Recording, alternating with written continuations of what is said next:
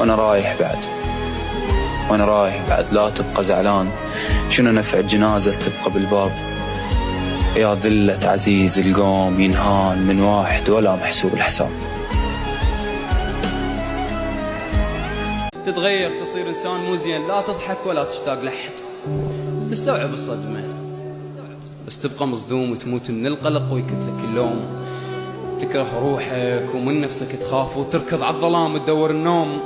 اللي يسهر ليلة كله ويخفى قوة وصدره من الجقاير بيه بلوة. كل هذا التعب على الفارغ يروح ولا واحد رغبني وقال لي تسوى.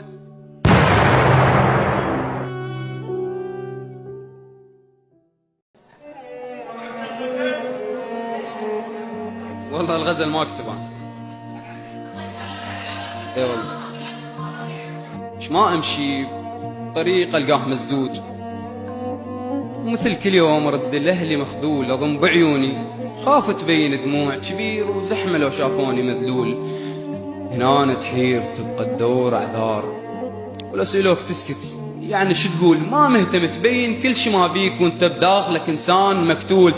تحاول تنعزل ما تلتقى هواي، تتعذر الناس تقلها مشغول ما عندك، وهاي الدنيا تحتاج والما عنده يحسب روحه مشلول. ترى أصعب شعور تعيش خسران، الأصعب منها إن تعيش مذلول متحطم وأشوف أحلامي تنهار. وأنا إيش عندي بس كلمة هضيمة أقنع نفسي أقول أن باكر تهون، ما تبقى على حال أحسبها غيمة.